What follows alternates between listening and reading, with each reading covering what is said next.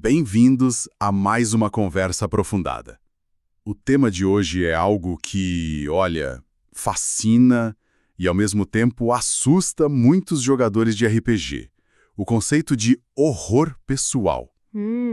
Vamos mergulhar no que isso realmente significa, usando como guia uma discussão de um narrador muito experiente sobre como aplicar essa ideia em Vampiro, a Máscara.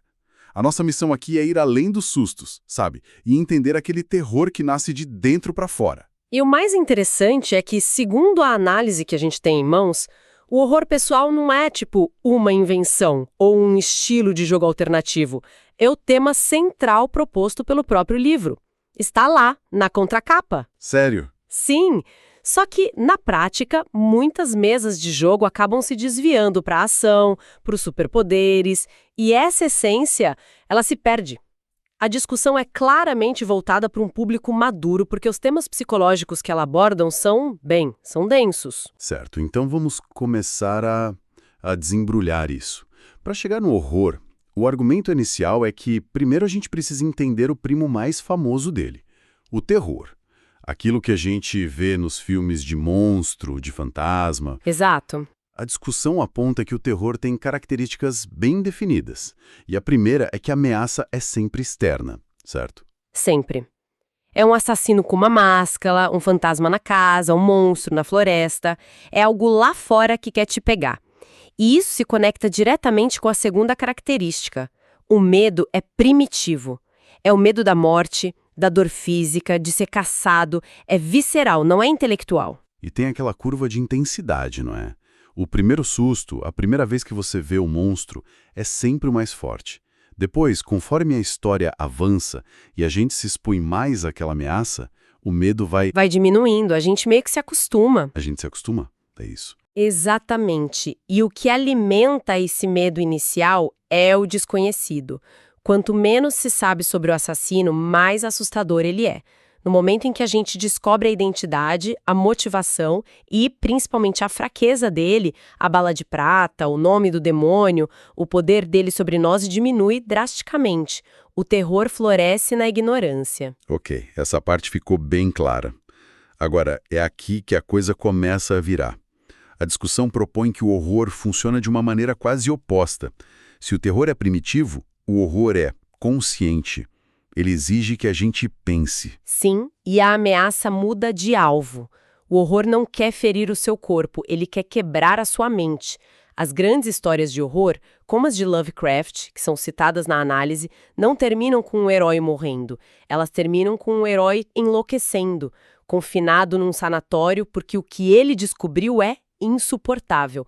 A sanidade é a grande vítima do horror. Espera, então a intensidade funciona ao contrário também. No terror, saber mais diminui o medo. No horror, saber mais aumenta o medo. Pense em Lovecraft de novo.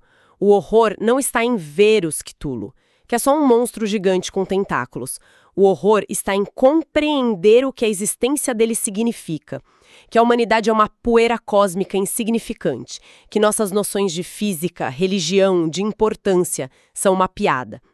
É um conhecimento que ataca o nosso ego, a nossa percepção de realidade. Nossa. E quanto mais se entende, pior fica. É uma epifania sombria. Uau. Essa distinção já muda a parada toda. E é aí que entra o pessoal da coisa, né? O horror pessoal de Vampiro pega essa lógica e internaliza. A ameaça cósmica, o monstro externo, tudo isso desaparece. E o que sobra é o próprio personagem. A fonte da ameaça é você.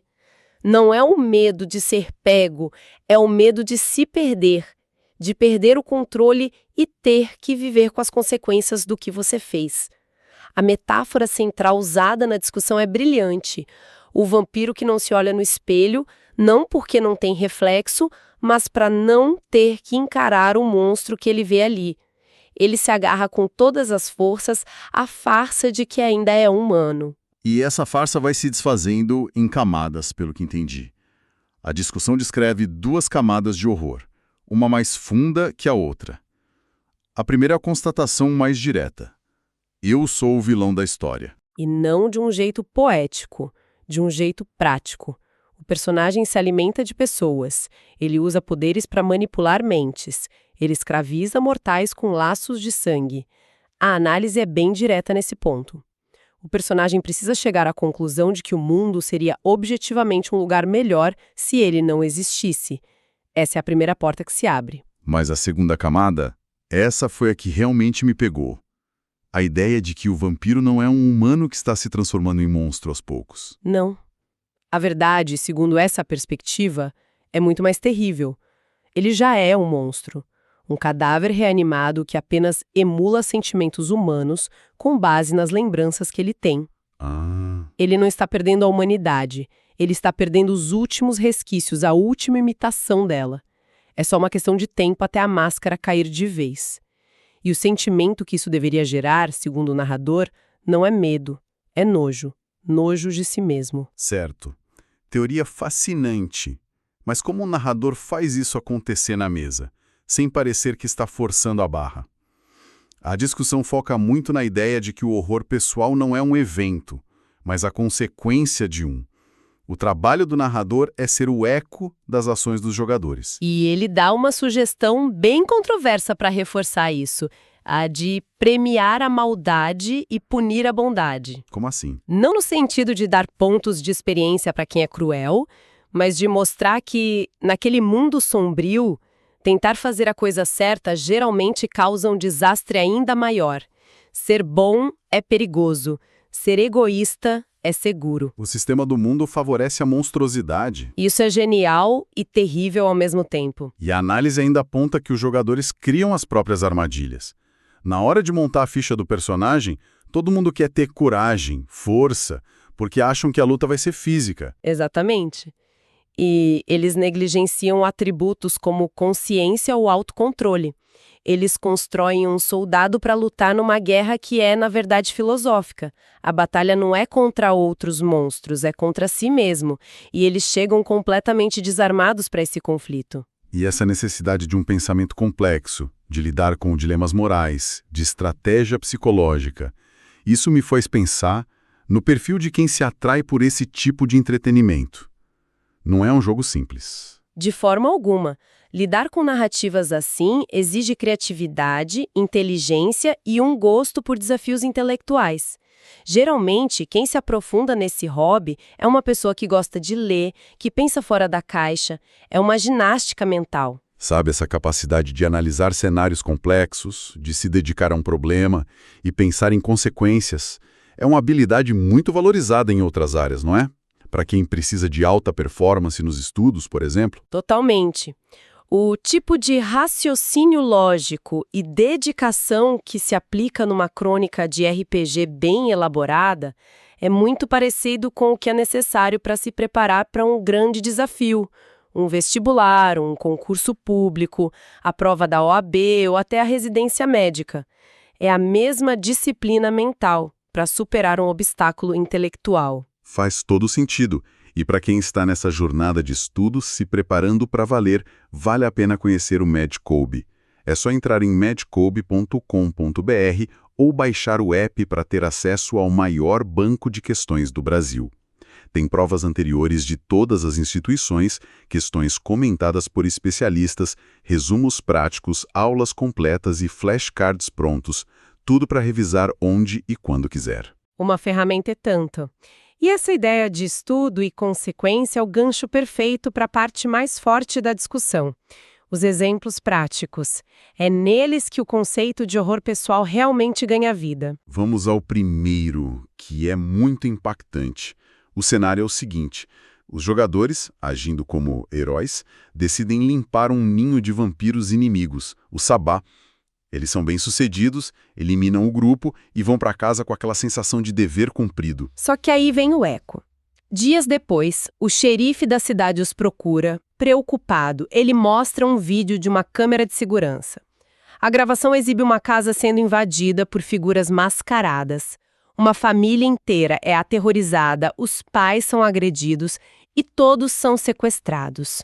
E deixaram na cena do crime uma pista que, de alguma forma, aponta para os jogadores. E a imagem mais devastadora que o narrador da discussão faz questão de frisar é a da filha pequena do casal gritando em pânico enquanto é levada. O áudio desse grito é nítido. Os jogadores encontram o próximo esconderijo do Sabá. Ao invadirem o local, eles dão de cara com a garotinha do vídeo. Só que agora ela foi transformada. Ela é uma vampira recém-criada, coberta de sangue, segurando uma faca. A criação dela foi um ato de vingança direto pela ação heróica dos jogadores. Nossa. Nesse ponto, a ficha de personagem se torna inútil. Não há poder, disciplina ou ponto de sangue que resolva o dilema moral que está na frente deles.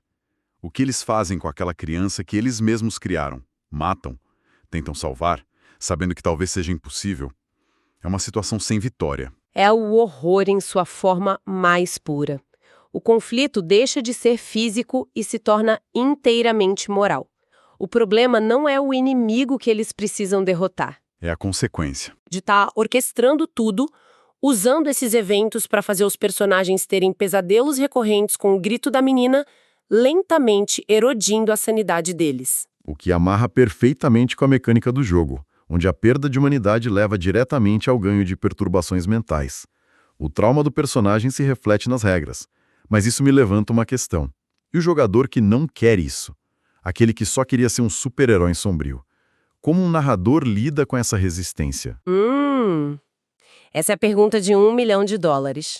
A análise sugere que a chave é o alinhamento de expectativas antes do jogo começar.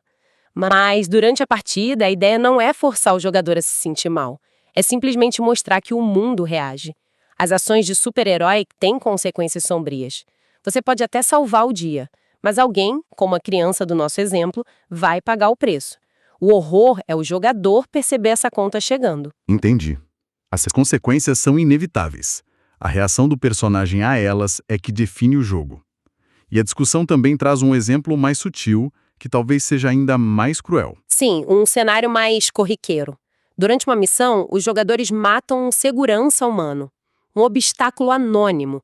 Eles são eficientes, limpam a cena e seguem em frente, esquecendo do ocorrido. Semanas depois, a consequência chega de forma inesperada. Eles descobrem que uma aliada mortal, alguém de confiança que os ajudava com informações, uma pessoa de quem eles gostavam, cometeu suicídio. A princípio, não há nenhuma conexão. A conexão aparece quando eles investigam. No apartamento dela, encontram um bilhete de despedida e uma foto. No bilhete, ela diz que não aguentava mais viver sem o amor de sua vida, e na foto está ela sorrindo, abraçada com o segurança que os jogadores mataram sem pensar duas vezes. Cara, A morte dele, um ato banal para os personagens, foi o que a levou ao desespero. isso é devastador. Um ato impensado, descartado como um detalhe, destruiu a vida de uma amiga. A análise ainda sugere uma camada extra, dizendo que o impacto pode ser ainda maior se fosse um relacionamento homoafetivo, algo que os jogadores poderiam nem ter imaginado, tornando a descoberta ainda mais chocante, e um tapa na cara dos seus preconceitos. É um exemplo perfeito de como tudo está conectado. Mas isso nos leva ao ponto final da discussão, que talvez seja o mais importante. Como exatamente se perde a humanidade nesse jogo?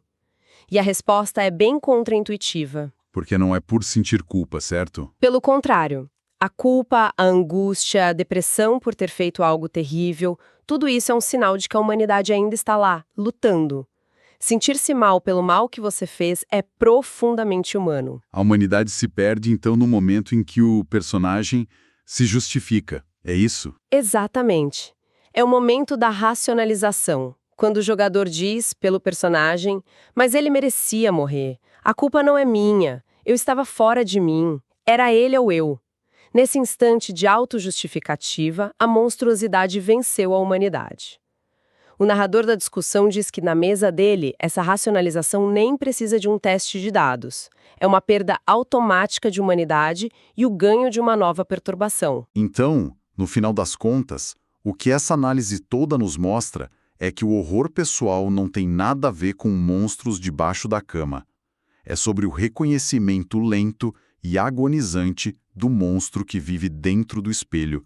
É uma jornada para encarar as consequências das próprias escolhas num mundo que te empurra, a cada passo, para a escuridão. E isso nos deixa com um pensamento final para refletir. Se o verdadeiro horror é a perda do eu, a desintegração da identidade e o confronto com esse monstro interior, até que ponto a própria luta para se agarrar à humanidade não é a maior de todas as torturas? Talvez a tragédia final não seja se tornar um monstro, mas sim ter a consciência agonizante de cada passo que se dá nessa direção, sabendo que, no fundo, o destino já está selado.